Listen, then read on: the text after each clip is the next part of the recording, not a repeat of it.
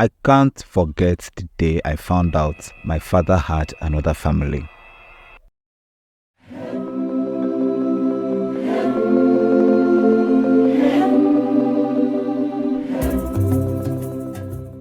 My name is Ifoma, and I grew up in a small village in Nigeria.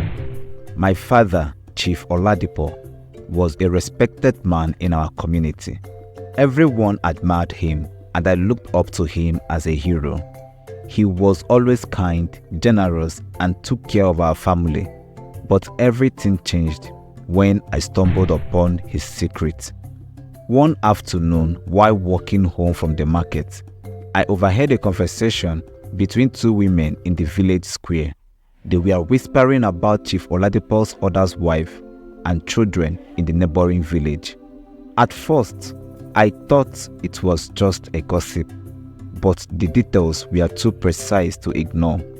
Curiosity got the best of me, and I decided to find out the truth. I followed the directions I heard and made my way to the neighboring village, about an hour's walk away.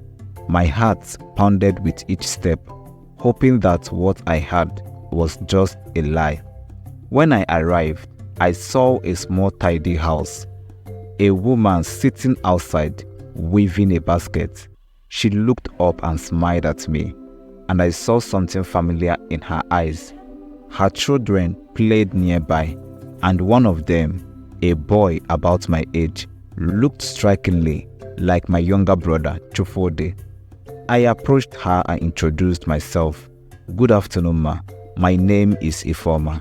I think we need to talk." The woman's smile faded and she invited me inside. As we sat down, I couldn't help but notice the family photos on the wall. My father was in many of them, standing beside this woman and her children, looking just as he did with us. "Are you Oladipo's daughter?" she asked, her voice trembling. "Yes," I replied, feeling a lump in my throat. I overheard some women in my village talking about him having another family. I had to see for myself. Tears welled up in her eyes. "I am Aduni.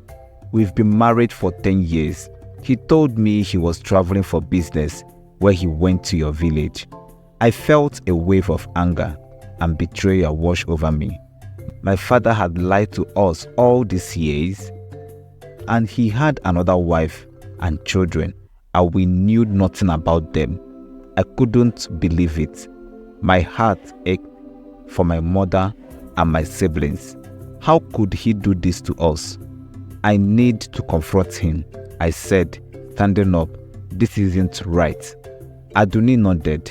"I understand, but please be gentle with him. He is still your father and he loves you." I left the house and walked back to my village, my mind racing with thoughts. How would I tell my mother? What would happen to our family? I reached home, saw my father sitting under the mango tree, reading a newspaper. He looked up and smiled at me, but I could no longer see the hero I once admired. "Papa, we need to talk," I said, my voice shaking. My father looked up. His smile faded as he saw the seriousness on my face. "What is it, Ifoma?" I took a deep breath, trying to steady my voice. "Papa, I went to the neighboring village today. I met a woman named Aduni and her children." His face went pale. He dropped the newspaper, his hands trembling. "Ifoma, I can explain." "Explain what?" I interrupted, my voice rising. "That you have another family? That you have been lying to us all these years? How could you do this to us, to Mama?" Just then, my mother, Ngozi, came out of the house. She looked between us, sensing the tension. "What's going on here?" I turned to her, tears streaming down my eyes. "Mama, Papa has another family, another wife and children in the neighboring village." My mother's eyes widened in shock. She looked at my father, her face a mix of disbelief and pain. "Oladipo, is this true?" My father stood up, his eyes pleading. Ngozi, please let me explain. Explain? She said, her voice breaking. How do you explain betraying your family? He took a step towards her, but she backed away, her hand to her mouth. I did it for us, he said quietly.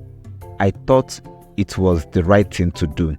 I wanted to ensure our future by lying to us. I shouted, by living a double life. The villagers began to gather, drawn by the commotion. Whispers spread quickly, and soon everyone knew what was happening. My father, once a respected man, now stood in the center of a scandal. My mother turned and walked back into the house, slamming the door behind her. I followed her, leaving my father to face the stares and murmurs of the villagers. Inside, my mother collapsed into a chair, sobbing. Mama, what do we do? I asked, kneeling beside her. She looked at me, wiping her tears. We will get through this, Ifeoma. We will be strong. Your father made his choices, and now we must make ours.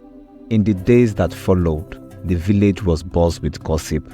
My father trying to mend things, but the trust was broken. My mother, strong and resilient, decided to stay, but she made it clear that things would never be the same.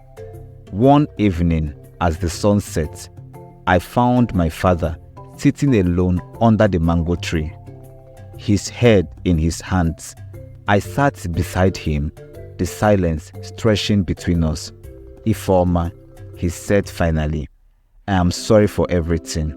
I never meant to hurt you or your mother.